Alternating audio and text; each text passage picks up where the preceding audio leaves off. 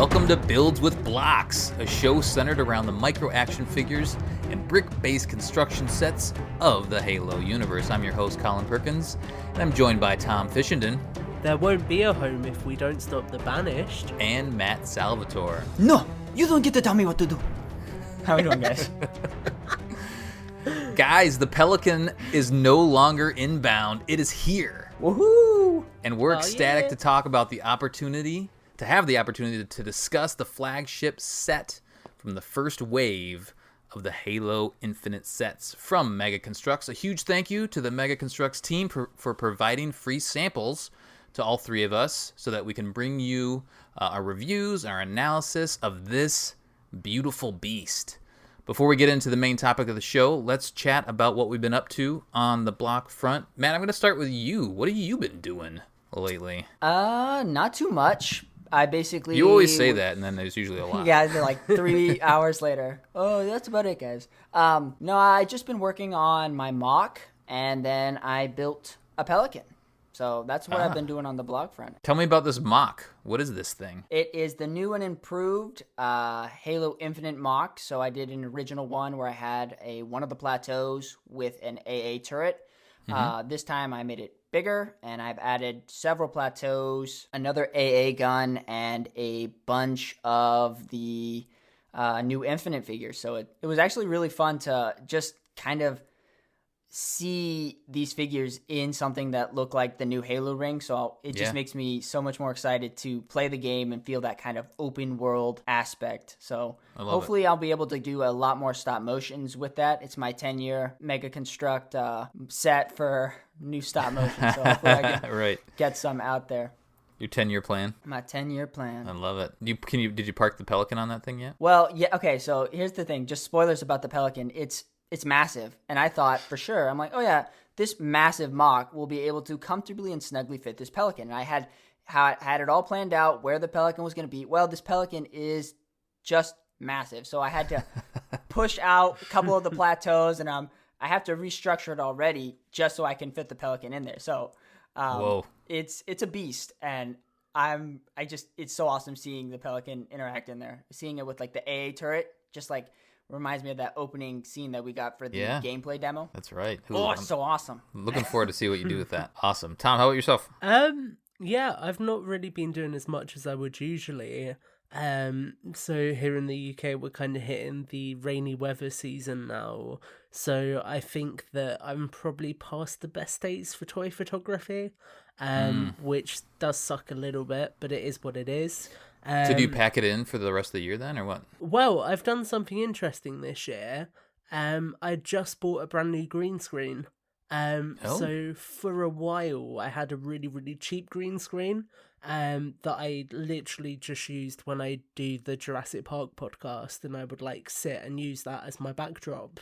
But I just invested in a proper newer one, which will go over the studio setup that I've got that you guys have seen. So it will basically replace where the white screen sits in that, and I'll have a green screen there. So I'm potentially gonna experiment with some green screen work in the future. Nice. And just see how that kind of works. I've sort of got an image in my head of the Pelican in space with Chief floating that I'd like to try at some point. So we'll see what happens with that. Obviously, it's a lot less practical, in my opinion, shooting with a green screen. I would always rather do something like practically outdoors, so maybe it won't be for me, but we'll just have to see how it goes. And then beyond that, I am buying some Mega Construx off of you at some point, Colin, and that's about it. Yeah, we just got to sort out that list. Yeah. So, yeah, Nice. that's pretty much it. I'm crushed to find out that you actually are not recording from Jurassic Park. And now I'm crushed. Matt, I'm always at Jurassic Park, mate. If you listen really carefully, hold up a second. If you keep listening, what you'll hear is that actually there are dinosaurs all over this place right now. So I do actually have to be a little bit quiet because I don't want to disturb them. Well, don't move. They can only see if you move. All right, I will go quick. So the Pelican Inbound has been built. It took me a couple days because I don't have, I can't build during the day, even on the weekends. I got to wait till the tail end of the evening, and during either TV time or, if my wife's working. But anyway, so it took me a few days to put this thing together. I did it over the course of, I think, 3 or 4 evenings. I finally got her done, a couple hours each time. So been building that, and we'll talk more about that in a little bit. I did get my Alien Queen came in, and my Viseron came in. They are tucked away, ready to be built when I get inspired to do so. I mentioned a while ago that I was looking for that second 20-in-1 Scorpion. Yeah. And I found one for not a terrible price, and I ordered it. So it was above MSRP, but it wasn't the crazy price that I've seen out there. So I do have 2 now, so that means I can start building one of them. I'm excited about that.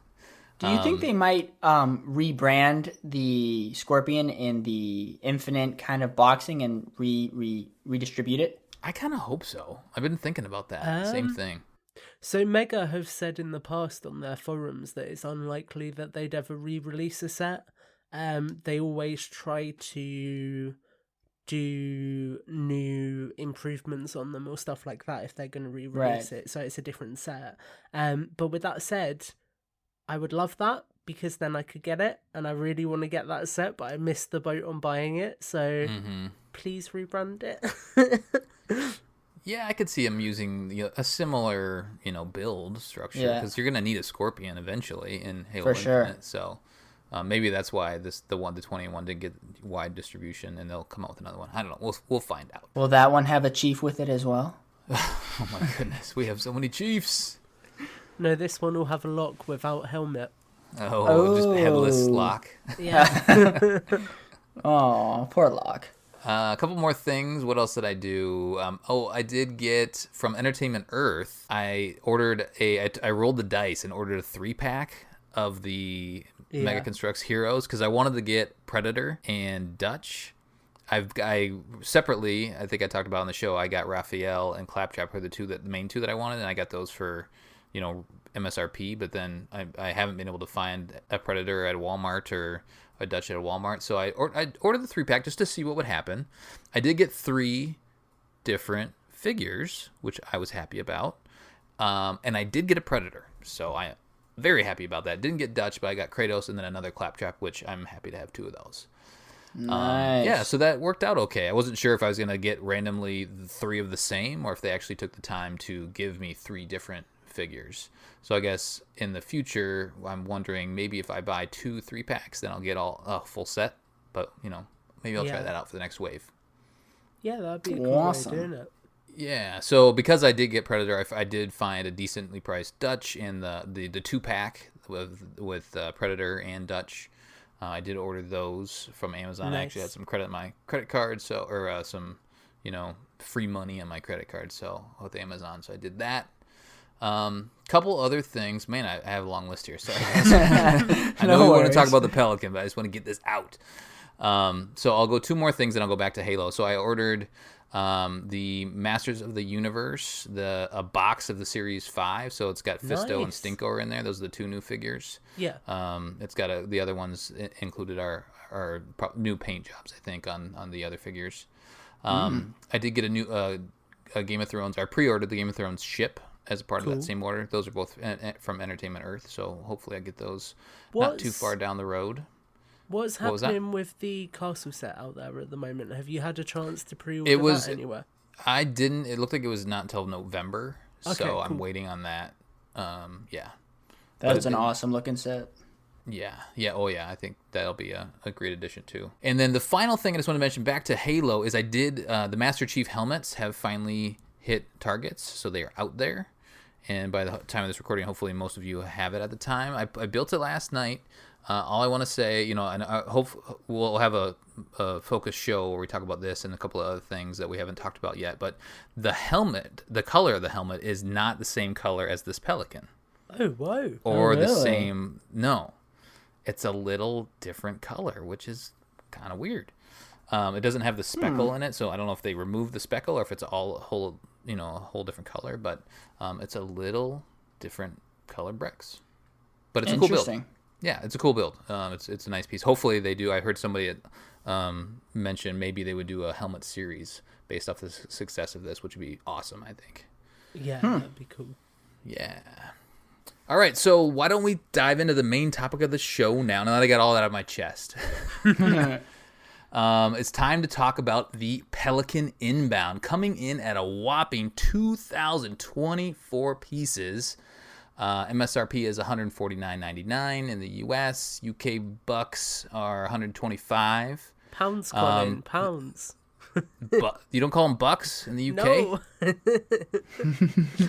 What is another term besides pounds? Quid. Yeah. 125 quid, 3 glorious figures, and an alternate build, which we will talk about on a separate show. Pelican Inbound is the 4th iteration of the iconic troop transport vehicle from the Halo universe, and we're excited to bring you our analysis and kind of go through. What we're going to do is we're going to go through like the build, and we're going to kind of talk top level first, and then we're actually going to take you through all of the steps. This thing is 500 steps in the instructions. It's pretty involved. Yeah, pretty involved. Very fun build, if you ask me. But yeah, why don't we get into it? I want to hear. Oh, so if you want to go find the instructions, you should be able to find those on Mega Construx website. Just Google Mega Construx Halo, and that'll pop up. You can find it in there and some other pictures and whatnot. By the time this is posted, there'll be reviews from us out there, unboxing, all that sort of fun stuff. So hopefully you've enjoyed that, and this will be your chance to kind of soak in all the additional info that we've gathered for you guys. Put this one on while you're building your own Pelican. Yeah. See if you agree. I like that. All right, let's talk. Go ahead. Before we get into it, I do just want to say this is an awesome set, but it's not fully authentic because mine hasn't crashed yet. You can do that. Maybe we'll do that at the end of the episode. We'll just all drop ours on the floor. Oh no! I'll crash mine into my infinite mock. Oh, I like that. When you're done with that thing, you should just throw it at it. See what happens. I can't. Oh, I can't. I'd cringe. How painful so would that bad. be? Table just It implodes. would be painful. It'd be like someone taking a hammer and smashing my foot. Oh, God. Oh no, I couldn't. That's plastic abuse right there. It is. It's true. Tom, why don't you take us need to through have the words. experience of opening this thing and just kind of your thoughts on the overall size and the build? Let's just talk about, in general, our thoughts on Pelican Inbound. Sure. So when it comes to sort of opening this thing up, I actually did an unboxing on it, and I make myself laugh every time when I watch it back because I knew what was in the box, and I still decided to just aggressively attack it with scissors, which in retrospect was not the smartest idea. Are you a box saver? No, but Okay. when it comes to reviews, obviously I like to have the box in good condition before I throw it away. That's true. I feel like that was a really hurtful sentence for some people who are collectors. They're like, he's got the box mint and he's throwing it away. Right. I save all the boxes. I think I have all of them minus a couple. So I still right now I'm looking at my original Warthog box. I was going to say, do you have like a warehouse where you store these in? No, what I do is I usually just compress them. I fold them up and then I just stack them You do away. break them down. Yeah, I break them down, but I don't throw them away. Actually, most of them are still. I kind of use them for like art behind the set. So I put the set and then I put the box. Some I don't break down. Nice. I threw a ton away the other day from 2012. Oh. Yeah. Sad. Why? But anyway, moving on to positives. So the box here really surprised me because obviously this is a 2,000-piece set. And yet the box is kind of like a happy middle ground between your traditional £100 set and your more premium Signature Series set. So it isn't quite a Signature Series box. It doesn't kind of open up in the way that a Signature Series box... Well, actually, no, that's a lie. It does open up in the way that a Signature Series box would, but it doesn't have like any of the artwork or anything inside it. It's just a generic box. Well, it doesn't open. I don't have like the flaps and all that sort of stuff from the Signature Series. I don't know how I did mine, but I managed to fold it open in a very similar way. So it like pulled from the bottom upwards. must have did and it then wrong. I sorted the bags. I opened mine from the side. I was being very delicate, to be fair, because Yeah. obviously I nearly mucked it up in the unboxing. Well, Well, it my seems like favorite they're part- being more efficient with their boxing in general right now. So like they're cramming a ton more pieces in this for not Yeah. as much space in the box. Even the helmet that I mentioned, like that has almost 500 pieces in it, and the box is pretty manageable. It's a lot smaller than the skiff, which has a similar piece count. Yeah. Yeah, Well, my favorite definitely. part of your unboxing video, Tom, is when the box kind of goes out of screen and you're kind of, it looks like you're having this fight with the box. Yeah. You're like, oh! Fighting your Halo Infinite Pelican in the background. Yeah, that is exactly what happened. It attacked me, and I'm currently in very long proceedings with the set following that incident. That I really? can't talk about on air right now. But no, so overall thoughts of it, I was really impressed with this. And kind of when I finished it and I just sat back and took it in, I kind of had that, oh my God, holy moment where I kind of sat there and was just like spinning it around in my review station, looking at it from different angles and kind of thinking, oh my God, this looks exactly like it looks like in the game. Like, I mean, for me personally, and I know there's people who are big fans of the Pelican and they'll perhaps be a little bit more strict with the dimensions. But for me, they've always done a really good job getting the profile nailed down with the builds of this vehicle in general. Most definitely. But this one just feels like it goes a step above and beyond. And there's like so many little details, and we'll get into them. But everything from like the profile of the way the tail sits, to the way the sort of landing gears sort of slightly tilt inwards. It just all feels incredibly authentic to the way this vehicle's portrayed in the game. And when you kind of finish it, you sit and look at it and just think, wow, that is a Pelican. And to kind of encapsulate this, I want to tell a fun story. I was in the office on Tuesday for our charity's annual general meeting, and because of that, my boss was in. And I talk to him now and then because he used to play Halo when he was a bit younger, and he kind of stopped with Halo 3, so he's not that familiar with it anymore. I showed him a picture of this build, and the second I showed him, he went, "That's a Pelican from Halo. That's awesome." And he then went, "I'm not normally jealous of your nerdy things, but this is one thing that I'm very jealous of." And I feel like that kind of summarizes how spot on this build is. Yeah, I like that. That's awesome. Yeah, Matt? It was really cool. I was like, we've bonded. Matt, what are your overall thoughts? Well, I actually filmed me building this set, so I was able to do it. So you're probably watching it being constructed right now if you're watching this on YouTube. But I was able to build it in a little over 5 hours. And I stayed up till like 3 in the morning. So there's a part in the video where it looks like I'm getting a little slow. It's because I'm drinking lots of coffee in between. But I had a really awesome time building this. I want to say, it, like I said in the beginning, I don't think I fully realized or understood the size of this set.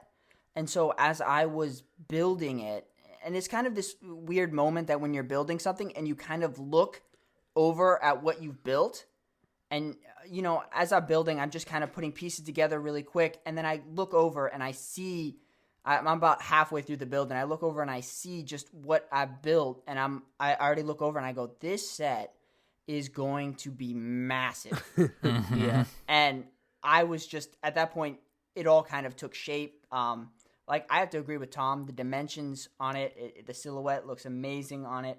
I am blown away by this set. I don't know. There's so much to it. So much detail and love was put into it. The best part about it is there's this little fire extinguisher. The detail is so amazing that I'm just like, oh, it's so cute. Yeah. But I love it. It's good stuff. I had a Awesome. great time building it. A lot of fun. Tom, did you build it all in one go too? I built it over a night and a morning. So I built until about 11 o'clock the night before.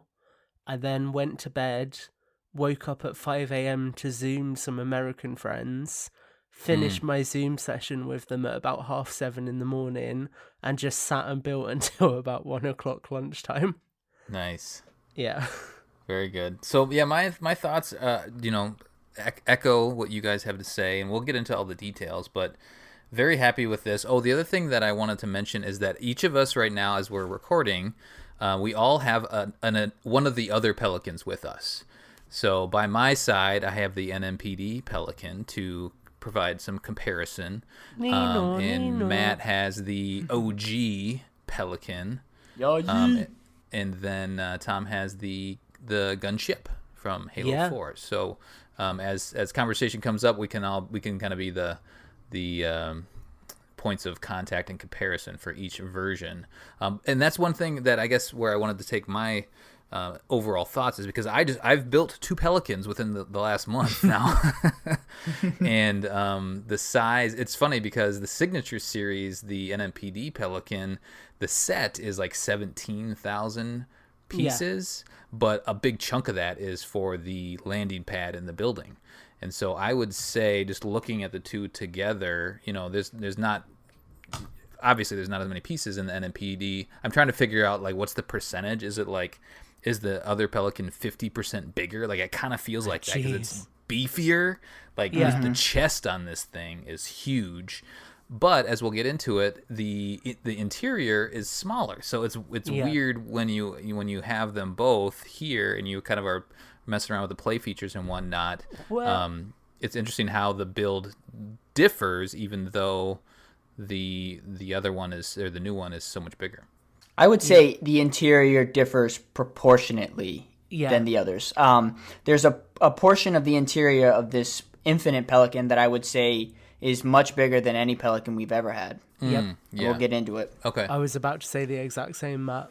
Yeah. I was going to say, I kind of like how this now retrospectively makes the police Pelican smaller, because I know it's not in the lore, but I kind of like the idea that maybe the police are using a less efficient version of the Pelican, because obviously it's like an older version that's been mothballed, and then you've got this Chad version of the Pelican, which is the version that the UNSC are using. Yeah, I like that. The other thing that about the build is there's the detailing on both the interior and the exterior was a lot of fun to put together and see how that slowly unfolded, especially as you're doing the exterior, to see, okay, I like this, how they keep certain spots smooth, but they leave studs exposed elsewhere where you don't necessarily need that additional detail and whatnot. So there's the printed pieces are pretty fantastic, and the use of the UNSC and the logo itself. Other printed pieces like on the very under the wings, again we'll talk about it more, but are they missile shooters on the wings, like the printed pieces? Archer missile pods. Yeah. So Archers and the other are thing, the ones that the Spirit fires. Archers are from the Spirit. The other thing to notice is that there are quite a few pieces left over. After the build, so you can still do some either additional customization if you want, if you don't have this color, or you have spare parts for whatever reason. But they do give you quite a few leftover parts.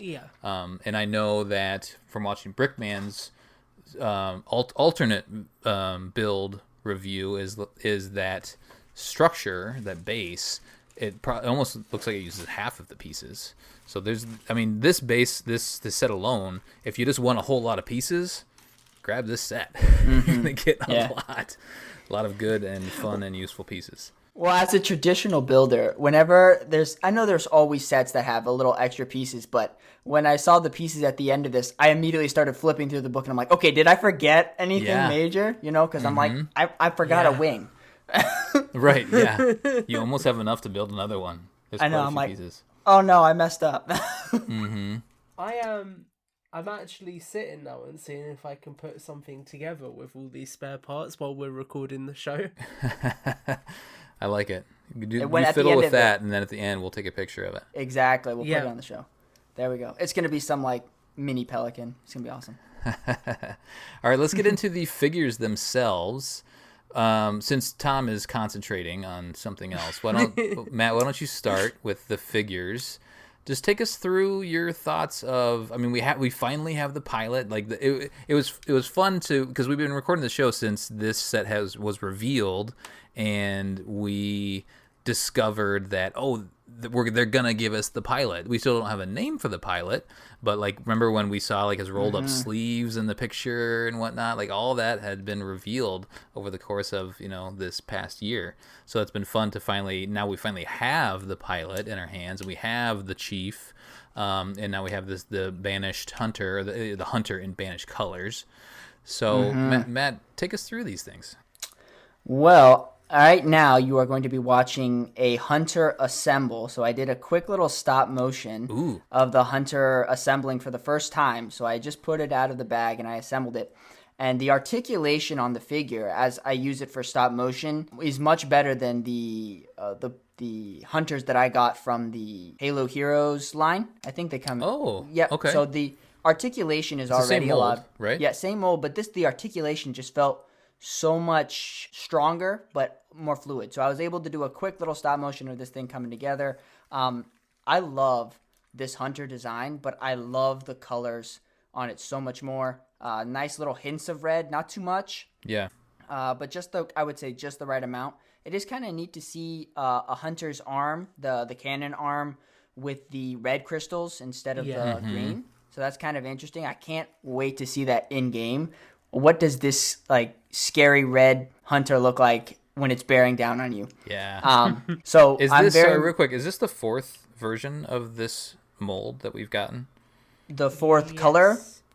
The fourth different new We've hunter? Got I think it's either a Prime or something else from Warzone in the Wasp.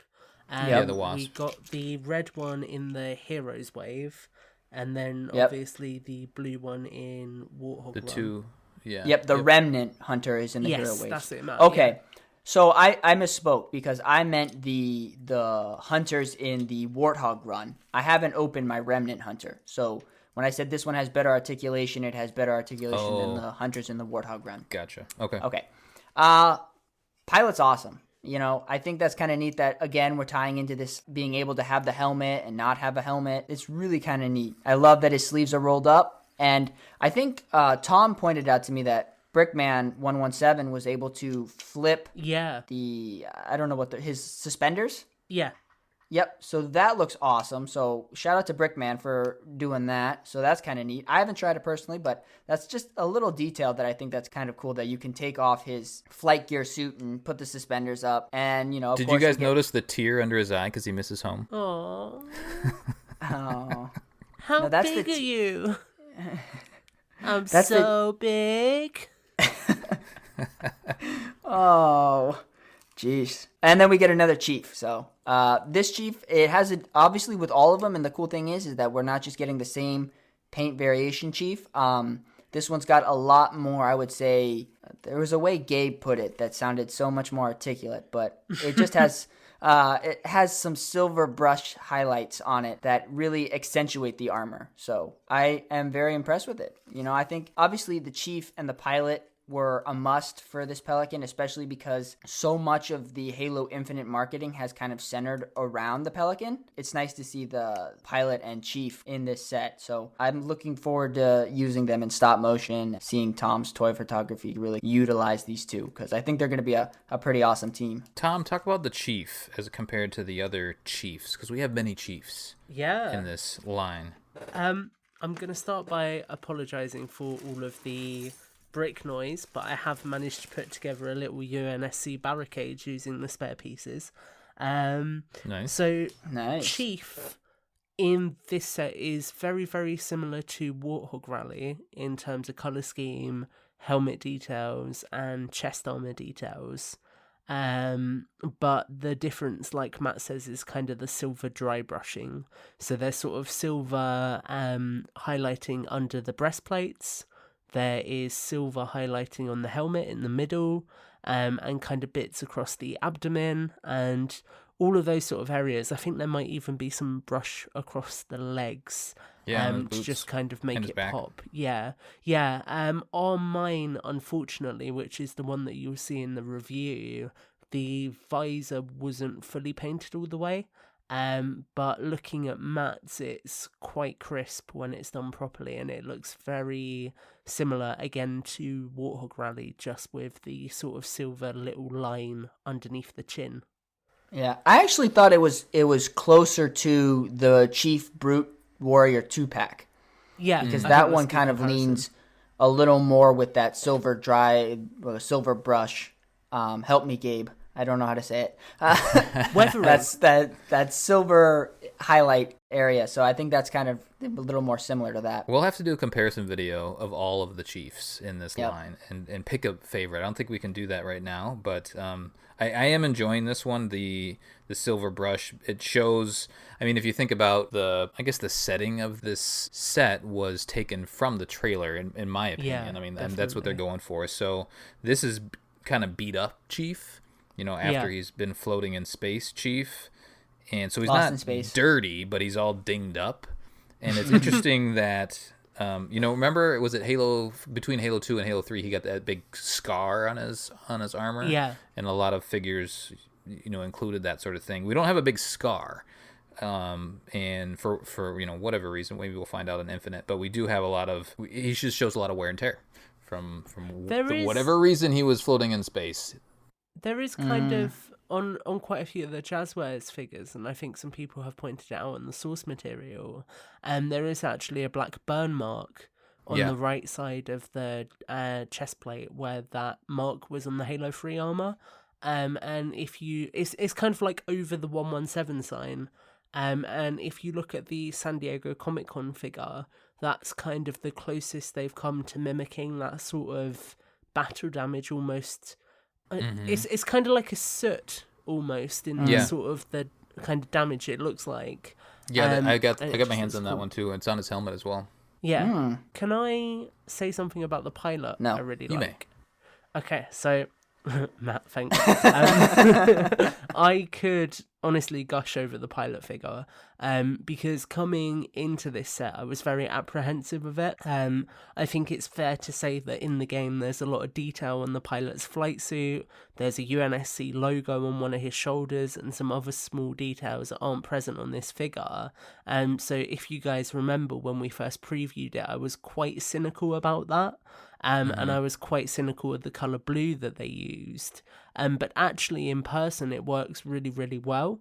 And I was surprised to note that there's 2 different colour tones on the pilot's chest armour.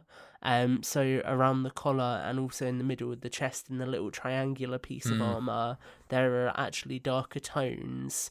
And also one thing that I really appreciate is the fact that although he has got a pinhole in his head, they painted the inside of the pinhole the same colour as the hair, so it kind of blends into the hair, which is quite nice. Because I've always been quite sort of against the pinholes because I feel like they ruin the ability to use a figure without their helmet off. But I feel like in this instance, because they've done that, it actually works quite well and it doesn't bother me at all. So I was really happy to get this figure. And I would say that with the suspenders, he still looks pretty good if you remove them all together, because they've used a hip piece that doesn't have the square tab indent. So if you take the suspenders off, the legs just sit flush with the torso and there's no gappage. Did you guys get yours? Does he just spin around in a circle like his torso? Because you know how most of these will catch, partway through. But mine spins all the way around. I either haven't pressed it on far enough or what. But yeah, no, mine's sitting fine. Yours catches when you when you spin them. I just did. Mine spins all the way around. Yours does too. Okay. Yep. So I don't know if that's from the rubber piece or what. The suspenders are a little off on mine. I don't know if it's the mold or what, but one suspender hangs down lower than the other. I don't know if that was on purpose or if that's just how the mold works out. It sounds like one of the pegs might not be lined up, because it's worth noting that this is a cod piece, So it's designed for the Call of Duty line, and they've just brought it over here. And while there are Call of Duty dimensions in the legs now, the torsos are still the Halo torsos. So there might be a slight bit of like, I don't know how to phrase it. Basically, it might be slightly off where the scales are still slightly different, because obviously this has been designed to be used with a COD torso and COD legs. And actually, interestingly enough, when you try and put the suspenders up on a COD torso, sounds like I'm talking about fish. I'm not, guys. It's Call of Duty, I promise. When you try and put the suspenders up on a Call of Duty figure torso, they actually stretch a lot more, and they look like they're not meant to go up like that. So it's an interesting kind of amalgamation of two slightly different scales. The other thing to note is that his boots don't spin, don't twist, like we've seen in some of the other more non-Spartan figures that we've received. But yeah, I'm happy with him. I like the little. I couldn't figure out for the longest time what was on his helmet. It looked like it was almost a mistake or something like that. But it's his little microphone on his helmet. That silver coloring. But yeah, overall happy to have him. I really want to know who this guy is. Maybe we'll find out one day, or maybe Miranda he'll just Keyes forever and be Sergeant Johnson's love child. Ooh. Oh yes, boy, I love that. That's not Give even us possible. Miranda. Any other thoughts on the Hunter before we move on to the big beast, Tom? Oh no, I was so spaced out then. I was like ready to chat about the Pelican. The Hunter. My only thing is obviously Hunters come in pairs. But I'm probably gonna end up buying another Pelican anyway, so it's fine. Yep. I think most people will, and it's almost like that's one of the main reasons. Yeah. to have another set for the alternate build, to just have that available, or just the other pieces. I just want 2 Pelicans. This Hunter's lonely. He's so lonely. He's pissed off. Yeah. He's raging. Or maybe banished pelicans don't have to be in pairs. Oh, maybe. Banished hunters. I don't know why I said banished pelicans. Banished hunters. Have the brutes taken over this pelican? I don't know. Probably. Well, if you remember, there's because we just played Halo Wars 2. There's Colony involved, and he's like the chief Maybe hunter. this is Colony. Maybe. I don't think so, but possibly. We'll find out. Well, that's what I'm going with. Yeah. Let's talk about the... I'm just going to let that breathe for a little bit. Oh, boy. All right, let's talk about the build. You start with the cockpit. So really the build itself is done in, was it 4 different sections? Yeah. Where you start with the cockpit itself, and then you move down to the body. You build the body in 2 sections because it opens up, and we'll talk about that feature when we get there. And then lastly, you do the wings and the thrusters in the back. So let's talk about the cockpit. What, Matt, how did you feel about how this thing came together? This is probably my favorite part of the new Pelican, is just how spacious the cockpit really is. Yeah. I love that you're able. Okay, this is the best thing about this Pelican, is that it connects the bay to the cockpit, and you actually don't have a wall there, so you can actually look through the back of the Pelican and see through the cockpit screen, and that's awesome because there's that part in Halo Reach where Carter is dying and he throws his helmet down, and it's got that kind of angle to it, where you can kind of just see him in the cockpit. So I love that. Mm-hmm. There's a gap between it, and then sides come down on the Pelican. So there's a pretty sizable gap in between the main portion of it and the cockpit. So if you took that piece off, you guys follow me?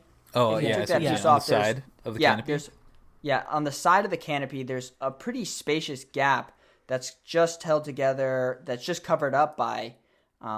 I guess like some slanting pieces. Mm-hmm. So I was a little intrigued by that. I actually think it gives it a bulkier shape, which is nice. So it doesn't feel like it's cramming the cockpit. So most of the tilt work of the build is shifted outside, so it's not cramping the cockpit, which gives it this very spacious cockpit. So I'm impressed with it. Lots of curves and angles that I think kind of add to the Pelican look. Tom, what did you think about the landing gear? Oh, that was a swerve and a half from what I thought you were going to say. In terms of the landing gear, I was really impressed with how it sits inside the body. Yeah, me too. So as they were building it up, I was kind of like, oh my god, is this going to have an impact on the interior? Is the interior of the cockpit going to be really cramped? But it was actually really clever because the whole mechanism for it is underneath the cockpit, and they actually build it up so it's thick enough underneath to store the wheels away without causing any problems. Yeah. And I just felt that was so cool. And you actually cover that compartment up. Yeah, you do, which is cool. You press, I think it's like 2 4x8 pieces over the top in black. And 2 6x6. Yeah. And you literally just like slot them across it, don't you? Yeah. I was so happy when you could cover that part up. Same. Yeah. I was just like, yeah, then this helps to make this look a lot more aesthetically pleasing. I do just want to say off the back of what Matt was saying about it looking a lot bulkier, I've been trying to place where this Pelican sits in Halo for me, because with that bulkier look, it really looks like something to me. And I figured out while you were talking, Matt, that this Pelican looks like it's pulled straight out of the is it the cutscene at the end of Outskirts in Halo 2? Where Johnson drops the Pelican in as Chief steps out the Scarab. It looks exactly like how the Pelican looks in that blur cut scene. That's Metropolis. Level. I know it was one of the Oscars. two. Yep. It looks exactly like that Pelican at the end there, and yeah, this is, I would say, peak Halo 2 Pelican. On look, style, especially in the front. So how does this compare? How does the cockpit front end compare to the gunship? Because we do have a little turret in the front of this thing. Yeah, well, obviously it's completely different, because the gunship was lights and sounds. Oh, so yeah. The gunship, the entire front cockpit section is one big piece. Right. And you then put the kind of canopies on and build a little bit of the interior, whereas here it's completely built from the ground up.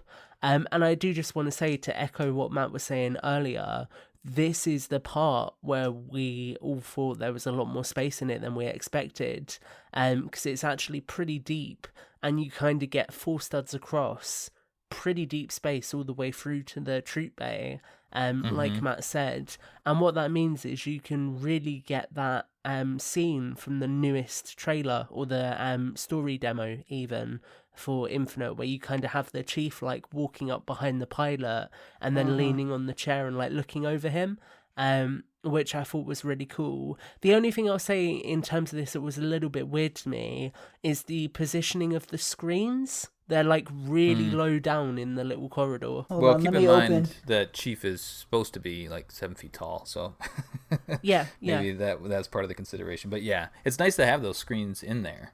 Yeah, it is for sure.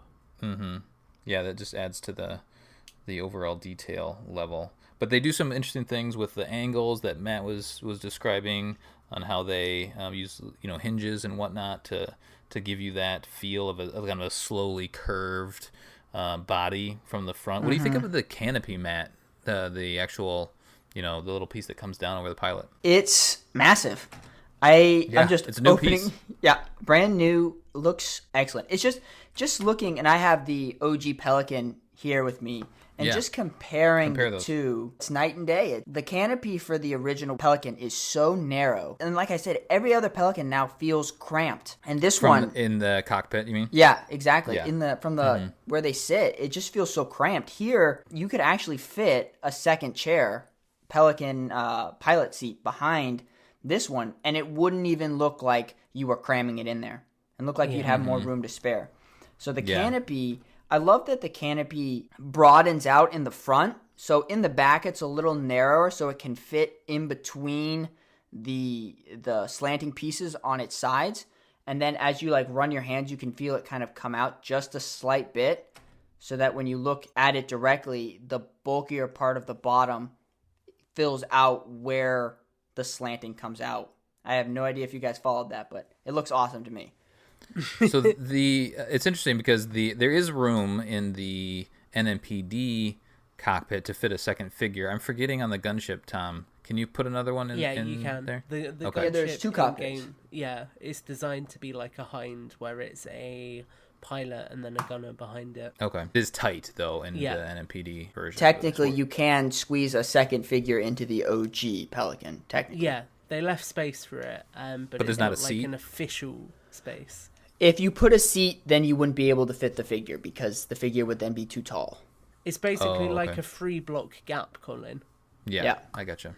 Yeah. I tried so many times to modify it just a bit to fit a second seat comfortably in there, but in so doing, you've compromised the integrity of the canopy in the cockpit. Yeah. I did want to say, I thought it was really cool that while building this, I felt a little bit like Brickman 117, because obviously when he did the Ultimate Pelican, he built the cockpit first. So when I was kind of sat there with just this cockpit sitting in front of me, detached from the rest of the Pelican, I was like, yeah, this feels like a good build. Nice. Like, I like this. Let's see what I can do with the back of this thing. Yeah. Yeah. Of note, before we move on to the next section, you do use some temporary pieces here and there throughout the build, but on this front part, you do use some temporary pieces that are removed. But the set is actually held up by some clear bricks, and you need those for it to actually sit. There's some landing gear, which we'll talk about here in this next section, that I guess in Mega Construx universe should be able to hold the weight of the back of the set, but it can't. It needs those clear temporary pieces underneath it. Well, I guess I haven't tried. I haven't removed them. I did. That was the first thing that I did because I asked Brickman about that, and it can support the weight. Oh, without I a doubt. That. Okay.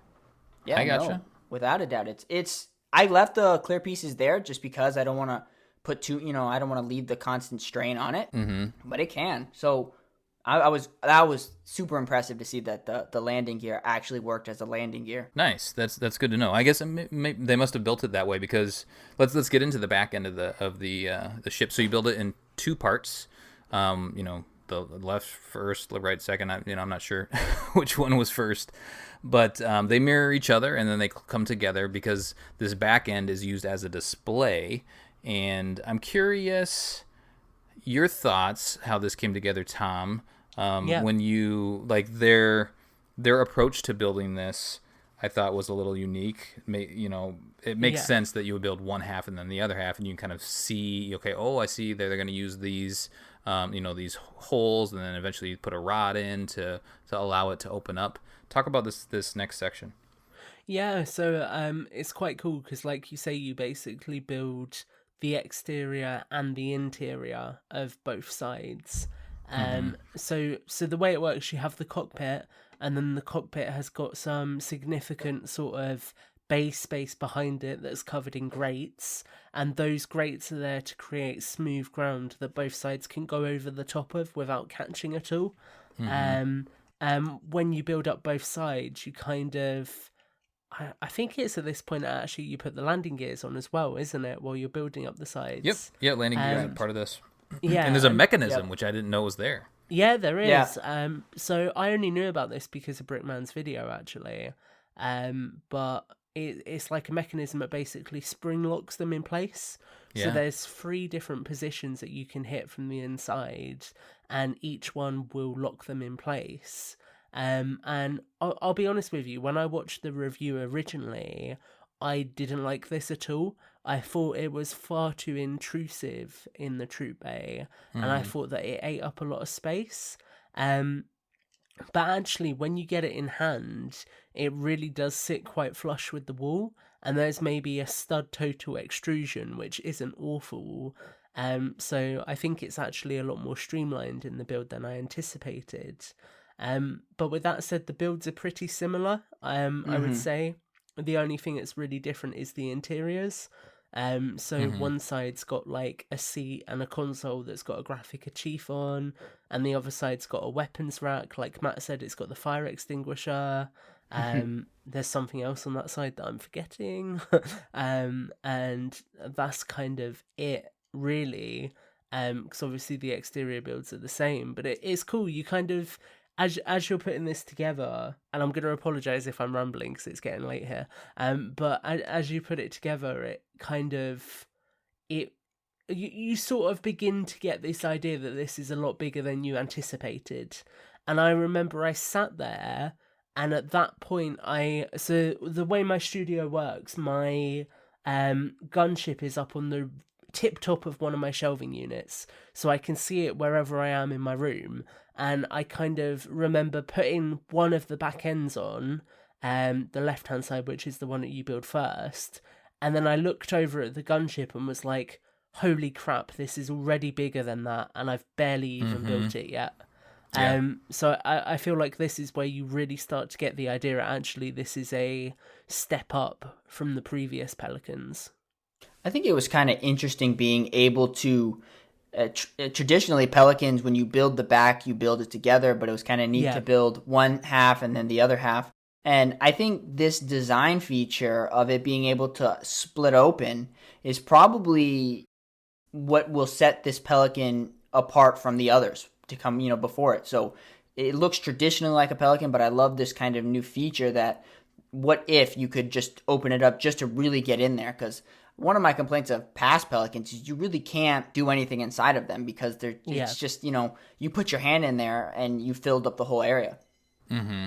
I think a big thing that I was saying to you guys as well when I built it as well is this really opens up the possibility for using a Pelican for photos, because now you've got something that, yes, it can be the interior of a Pelican, but it could also be the interior of a frigate, it could be the interior of a vulture, and actually it, like, looking at the way that the interior mechanisms are assembled, it would be very easy to pull out things like the chair and put something like a computer console in there. So I think that they kind of present the interior to you as it is in the game. Obviously in the trailer, especially the Discover Hope trailer, it really is meant to mimic that kind of moment where the pilot finds Chief and brings him in.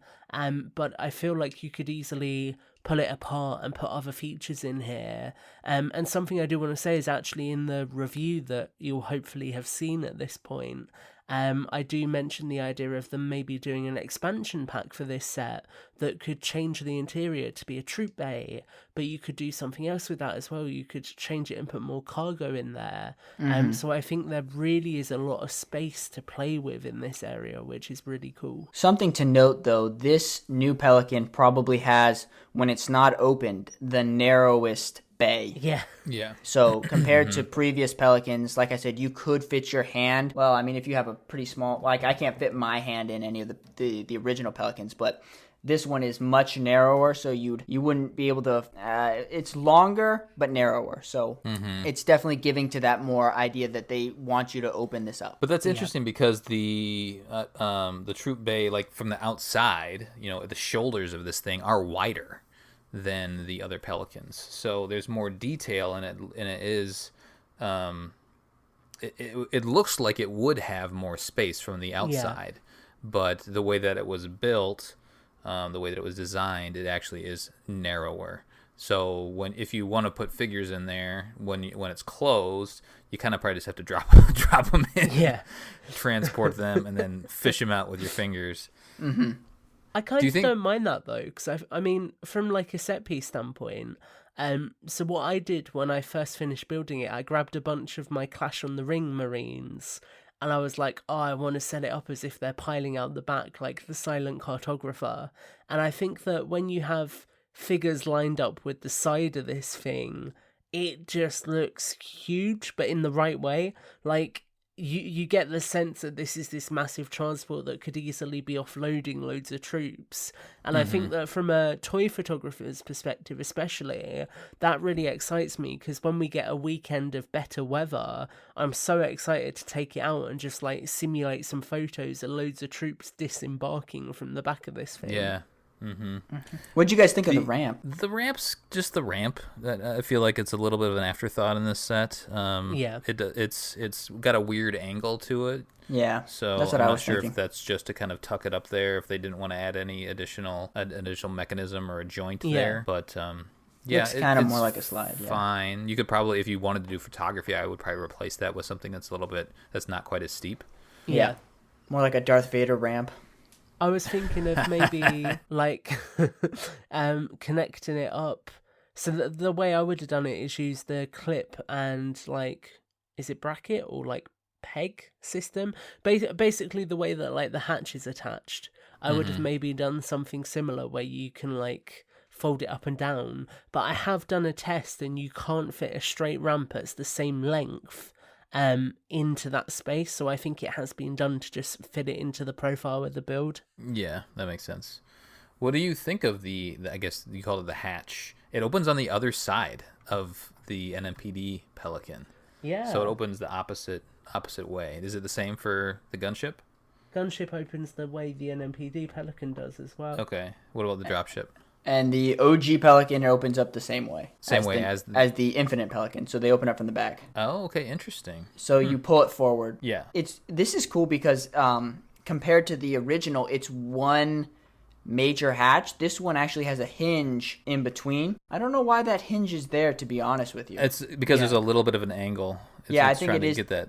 It is to give it that angle, which is nice. Yep. That It's kinda gentle neat. curve from the top. Mm-hmm. Just so much. Just like stuff like that make it feel like you could probably hear me opening and closing this hatch in the background. Right.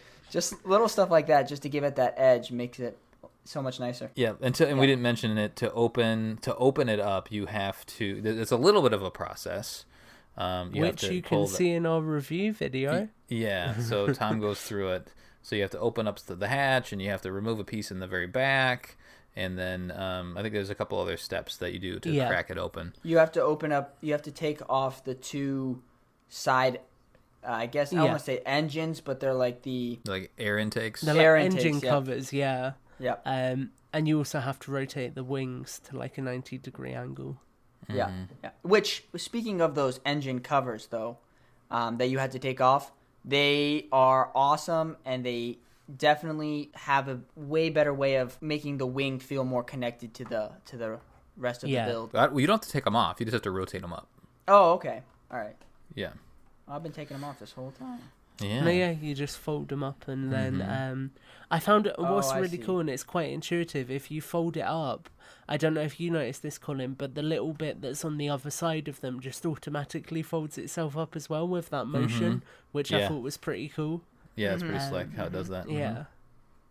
Yeah, then and when you put it back down, you just kind of put it down with your finger. So yeah, they do all that in the for to help it make it shape. Like I said, it was the slope of this thing. You can tell that opening this Pelican up was not an afterthought. This was the idea from the beginning. Was they built everything with the was, idea of doing that? Yeah. Any other thoughts before we move on? No. All right, let's go on to the wings. Yeah. Matt, take us through these wings. How do they compare to the original?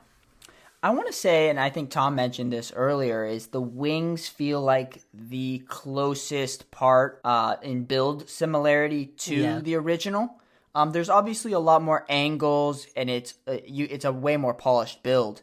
But the overall structural design, very similar to the OG. Obviously, it's much more polished here, but you can tell that they kept and they built off of the elements that worked, which is kind of nice to see. So I wouldn't say too much is different from the wings, other than I love that you have I think you mentioned them earlier, the missile pods. That's really nice to see. And that also kind of reminds me of the Halo 2 Outskirts Metropolis missions, is the Pelicans with these missile pods. You do get some lights, just a lot of nice little details. I'm just going to really quickly flip it over just so I can see the bottom of it. There are just, like I said, a lot more slants, a lot more pieces that just kind of contour to each other. But the build structure is certainly very similar. Tom, your thoughts? I think the most innovative part for me here was the way that it uses the ball clip to put the black thruster covers in the front part of the engines. Yes. I thought that was a really cool way of like angling something to fit into a very specific slot, which I thought was really nice. That's probably the major difference. Yeah, definitely. I mean, I'm trying to like turn and look at them without turning away from my mic, because I know that people have noticed that in the past. But I like how there's like little details like the simulated grey box exhausts on the bottom of the wings as well. Look really cool. And I just like, I know I come back to it, but when I think of this build in my head, I just think of Halo 2, I think of Blur cinematics, and everything about this is so spot on to that. And it's almost mind numbing. I can't quite get my head around how spot on this is to that, if that makes sense. And like even talking about it now and reviewing it and stuff like that, I still look at it and I'm just taken back by how spot on all of these proportions feel to how it looks in game. Especially with the wings. And I think that the main thing for me is kind of how they've got that gradual, it's kind of like an angle, but basically in universe, the wings of the Pelican, it looks very bulky in the middle, the wings are bulky at the start, and then they gradually fade out. And that is spot on here with how it looks, where you've got those big thrusters and it then slowly fades out. I just think it's another example of where they kind of went back to the drawing board and went, okay, how can we get this looking better? And I think the thing that surprises me is the fact that this doesn't use that many specialised pieces. Because when you look at the gunship, all of the vents on that were specialised pieces for it. So the fact that they've managed to make something that feels just as authentic, if not more authentic, using mainly parts from their existing catalogue is really impressive in my opinion. Well said. Yeah, I won't go on about the wings anymore. I think they're very well done. The back thrusters feel similar to my NMPD Pelican. Oh, I guess the little mention is that it doesn't have, I'm not going to use the right term, but these little flaps on the wings. Yeah. The NMPD has those. I think the original does too. It does. You're right. And then also on the back thrusters. So those don't exist on the Pelican Inbound set for whatever reason. I guess I don't know if that they're not in the trailer or they just decided not to add that detail. Not necessary in my mind. It's a cool little feature from the NMPD Pelican and the others, but not present here. But they do rotate fully. It's the way that they rotate, the same pieces are used, and so they do have. It does have that nice firm clicking sound as you rotate it. Yeah. Nice. Yeah, so we really do happy sound with effects now. Really happy with how those came together, and I thought the build was good. It wasn't too tedious. It was interesting, right? As you're, especially the back thrusters, like, oh, I see how they're doing this. Oh, okay, all right, and you kind of twisting the build around and building upside down for a little bit and on the side. So I thought that was cool how it came together. And I like doing that last, how the whole build is front, and then eventually you finally get into the back, and then you're done, and you can finally stare at it in admiration. One thing I do want to mention that lends itself a little bit more to the idea that they could do an expansion pack for this. This particular Pelican doesn't have the ability to pick up vehicles, but they leave that space where the mechanism would be on the model very, very exposed. So there's a couple of sloped pieces that give it the correct look, but there is a substantial amount of space there that you could build your own mechanism in, and I kind of feel like they did that deliberately. I feel like it's a little nod to fans to kind of say, if you wanted to do this, you could do it, because they're looking at where that sort of gappage is left. If you were to put your own mechanism in there, it would be spot on to where those vehicles sit on the actual in-game model, which I thought was really cool. The Warthog scales a lot better. Yeah. Like all of the Warthogs, but the new one I just looked at, and it scales a lot better. It doesn't scale terribly against the NMPD one, but it just feels like the dropship is a heftier, vehicle that could actually carry one of these things. I would say that they probably left the idea of carrying a vehicle off just because of the notion of it splitting apart. Yeah. I think that's what they were kind of showing, was like, you don't have to, imagine if you had to take every piece off to get it to split apart. I think that's probably what their logic was. But again, like you said, it leaves that space. So you could totally come in and customize this. And with the extra pieces you are given, I'm sure you could find a way to do it. The thing I thought as well is the mechanism at the back it's used to hold the two ends together is a bar piece. So they didn't just use like a plate or something. It's a Yeah. bar. And yes, you can argue that that's easier for us as humans to pick out of it. But also, if I remember correctly, the mechanism that's on the gunship and also the mechanism that was on, I think the NMPD one has it, doesn't it, Colin? It's like a clip-based system. Yeah. Where it clips in at one end and then would clip into the Warthog on the other end. So Yep. I do wonder if maybe you could quite easily port that over to the end of this model. Yeah, it might be possible, although because it has this bar that hangs down and then there's a clip that you attach to it. The clip that I have, it doesn't like snap on to the little bar. I don't know if it's because it's an older set, and by the time I got put it together, it just, I don't know, got bigger or something. But anyway, it doesn't work as intended. I think it was supposed to snap on there, but it's loose. So yeah, I was disappointed by that from the NMPD build.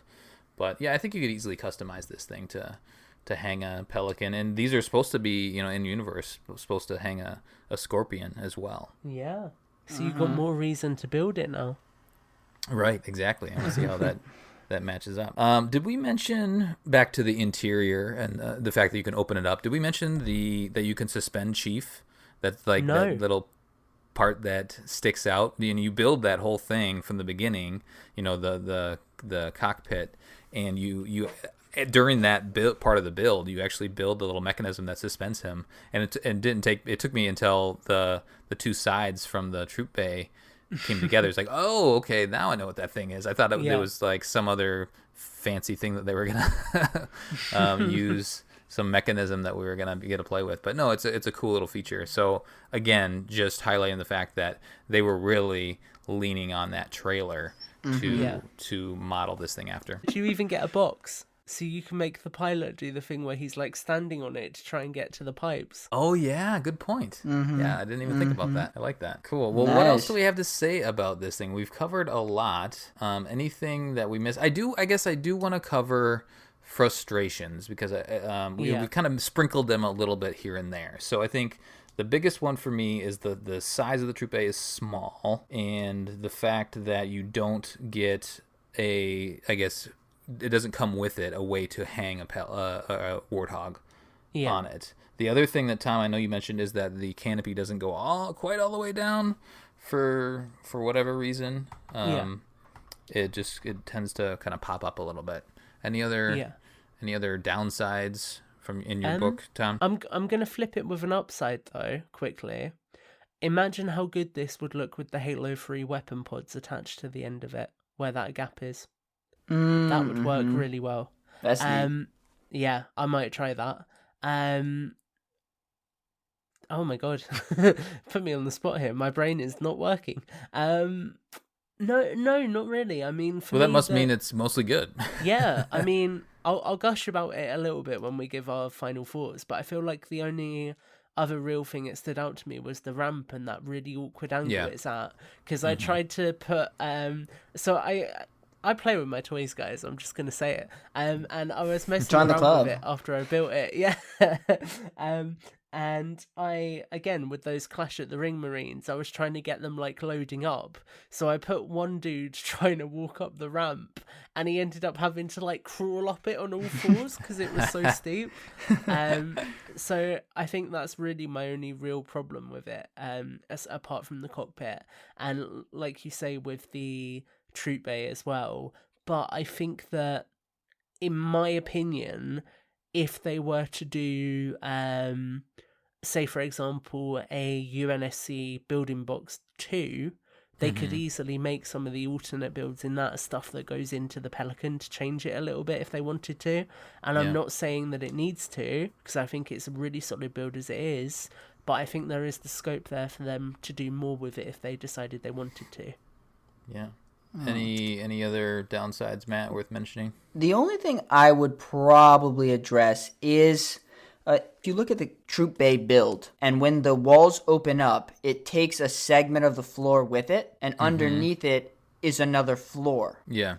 With the same grates. In my opinion, it would have been better if they had just removed the parts that went with the wall, so that the floor is the floor. So the second floor would have been the floor. So say you put a figure in this troop bay and you go, oh, I want to open it up. Well, then you have to take that figure out from that floor because it's a floor of the wall. I see. And so that's the only thing I would probably say. I mean, yes, the troop bay is narrow, but I've never been able to use the troop bay in any real significant way. So having it open up allows you to use the troop bay for photography or something like that. So I'm not super mad about it, but I would just say maybe you could have lost the float away floor. That's interesting. Well, why don't we wrap up our thoughts then with anything else that we haven't gushed about over this thing? Because, I mean, at the end of the day, this thing's beautiful. It's the best Pelican, right? Yeah. I mean, I'm sure you could argue because of some of the negatives that we've talked about, there's always going to be a trade-off on sets. So they chose to go this direction where this is more, it's got a lot of playability, but it also doubles as a display piece for many other purposes, and it gives you it enables you to do things that you could never do before with the other three Pelicans. So it sets it apart. It's not just a bigger Pelican; it's a bigger and unique Pelican. Tom, why don't you give us some final thoughts? Yeah. So what I would like to say, mainly, and I know there'll be people who will say, "Oh, you're only saying this because you got it for free." But I just want to say a massive well done to the designers at Mega, because I know from posts that both Kevin and Mia have made on the forums that this line was really about going back to the drawing board and looking at the sets that they've made before and looking at how they could improve them. And I think that the previous Pelican sets we got were in no way bad, but this really shows a level of commitment to listening to the fans and getting this right that I really appreciate. I mean, things like putting in the new cockpit piece so it feels more accurate than the old one. I know that's a criticism that a few people had of the old Pelicans. Getting a new one here is nice. The fact that they fixed the floppy landing gears and found a way to make it so they locked in place is awesome. Having a wheel that can actually be stowed away is really, really cool. So it really feels like when they talk about going back to the drawing board and finding ways to reimagine sets in ways that do them justice, this is the perfect example of that. And I still cannot get my head around the fact that this looks the way it does. It genuinely is one of the few sets I've got in maybe 10 years of collecting at this point, where I genuinely look at it and think, do you know what? I don't actually know if they could do this any better in the future. Like, I genuinely look at this and I can't see the way that they could improve upon it anymore. And I'm sure there are ways, and I'm sure they'll find them, because they always do. But I think for me, this is kind of like, you've taken something and you've made something special here. And I think that a lot of fans will be really happy with the end result that we've got with this set. Yeah, I think it meets the happy place of scale that we want out of this, and then also not being overwhelmingly large, right? So it is plenty big, but it also gives you lots of playability, and you can still move it around and play with it outside of it. If it was any bigger, I don't know if I would really want to touch it. I just kind of want to put it up on a shelf and just leave it there. But the fact that the size that it is, it looks like it fits well with the other vehicles and the figures. Mega is not perfectly scaled. We're well aware of that. But this thing is they did a really good job of rethinking, reimagining, like you said, and giving us a lot of features that we wanted. I mean, I just looked at the bottom of my NMPD Pelican. I didn't realize it doesn't have wheels. Adding that feature, lots of little things like that that they brought into this thing. I do just want to add off the back of that quickly about scale. I am so grateful that they decided to bite a bullet with this one, because I genuinely feel like 2,000 pieces for £125, that is a ridiculous bargain. And I sat and I was talking to my dad about this, and I was like, I don't understand how they have made the economics for this set work. Like, it should not be that price, but it is. And I really appreciate how they didn't lock this behind a Signature Series set, and how they made Or it $15 more. Yeah. Right? And I Yeah. appreciate how they made it a lot more accessible for a lot more fans, I would say. I would just like to start off by saying a huge thank you to Mega Construct for this set. I'm so thankful to be able to just build it and experience it. So thank you so much, guys. I got to say, this set balances, like you guys have been saying, this playability and Signature Series kind of model feel. And I know when we had Goodwill Hunter on, he was talking about how Mega always wanted to have a play area in each set. And I think the Pelican was that place that you really wanted to actually make that play area work. And so I think by having this set open up and having it the way it is, it really kind of lends to this. This is a set that you play around, that you play in, and that you play with. And I have to give them a huge props for this tremendous win, because I don't think, like Tom said, there is many more ways to improve this set. So I'm blown away. Just to build off that really quick, Matt, this thing, we talk about structures, right? In the Mega line, like this thing almost doubles as a structure because of the fact that it opens up. I know. Right? It's amazing. It's. I have to make my mock bigger to fit this thing. Absolutely. It's a mountain. It's very good. Yeah, so we're all happy. Of course, yeah, huge thanks to Mega Construx for providing these to us so that we could, provide our thoughts and reviews and all that sort of fun stuff. Hopefully you all are able to get your hands on one or two of these things, because that hunter needs a buddy, right? Or four. And enjoy these in your display pieces, or just play with them with your kids, or play with them, with yourself. It's a fantastic set. I want to wrap up with what we've covered, because we've covered a lot of this wave so far, and we have what we still haven't touched, just because we haven't had access to it yet. They're still trickling out are the UNSC Spartan armor packs. The UNSC Marine Gear Pack. There's a Mercenary Combat Unit and a UNSC Combat Unit. So those 4 kind of troop builders that have been announced, we haven't found yet. I found the helmet that's out there. By the time you hear this, you hopefully have the helmet as well. I have a blind bag set that we just haven't talked about because Tom or Matt need to find them as well, so we can have a conversation about those. And then we also want to bring you the alternate builds at some point. Talk about that the 2 and the 2 and 1, how we think they did designing those as well. So and you still get this Brits Force on all the other sets as well. Right, when you get them eventually, right? Yeah, I will be gushing about all of them. Yep. So I won't run down through everything that we've gotten, because there's a lot in this wave. Like, this is a big wave of sets, and we haven't had that in a long time, because we haven't had a game in a long time, and we have to wait a little bit longer. But it's on the horizon. We can see it. We can taste it. It'll be here soon enough. Anything else you guys want to chat about? I did post a community question, so I just want to check to make sure we covered off on that stuff in Discord. So any other thoughts that you want to chat about before we close the show, Matt? Well, I'll just give a couple quick shout-outs. Thank you, John on the Drift and your son. You guys are awesome. Tom Bovey, sir, you continue to be awesome. Sacred Icon Halo Boys, you guys are the best. And, of course, Brickman, thank you so much. We've mentioned him quite a bit in the show. He's definitely the best person to talk about when it comes to massive builds such as this. And, of course, Goodwill Hunter. You guys are awesome. Thank you so much for being a part of this community. Gabe, G Custom Creations. I can't forget that guy. That guy. That guy, yeah. Tom, anything before we close? Have I forgotten anyone? Thank you for continuing to support us, because I feel like if it wasn't for everyone listening, then we probably wouldn't have got this set to talk about. For sure. So we really appreciate the fact that you all continue to show support.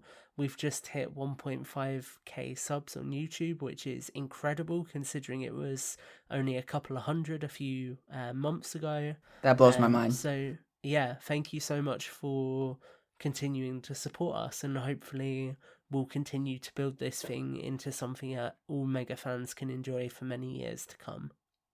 That was beautifully put. Absolutely. I just want to say there's a lot of people out there putting out some good content. So go and support your fellow content creators on the Mega Construx front. There's lots of people putting in good work and enjoying it. And I think a lot of that is a testament to the good work, the absolutely the step up in quality that we've seen over the years. I think if the quality would have gone the other direction, I think people would have fallen off, but it has gotten better and better, and that has enabled a lot of us to appreciate these and create our own content, and build communities and things like that. And shout out to Mega at the end of the day for continuing to do it, because I think it's fair to say that they've been through some ups and downs, and it would have been easy for them to just throw the towel in and say, do you know what, we've hit a point where this isn't working at the moment, let's just move on to something else. But actually, they've committed to really trying to rebuild this thing and re-engage with people, and I really hope that this big wave that we've got here is just going to be the start of that. Yep, absolutely. I did get one question that I don't think we covered, and it's a little odd one, but Elson94 on our Discord, he mentions potential of building an owl, which is a little bit smaller than a Pelican. I'm not familiar with this, but it's been mentioned in a couple of books, some of the Troy Denning books. So there is a little bit smaller vehicle. Maybe we'll see that in Halo Infinite. An owl. I like the name of that, an owl. Well, we're seeing the condor, so anything's possible. Yeah. So it'd be fun to see. I don't think there's been pictures. There's probably been descriptions in the books, but I don't think they have seen any pictures of an owl yet. So that would be a cool thing that they bring forward eventually. That would be fun to see how that scales against this thing. All right. Well, that will do it for the show. Thanks for joining Builds with Blocks. If you like the show and want to support us, please check out Podcast Evolved on Patreon. Until next time, evolved. Evolved. Evolved!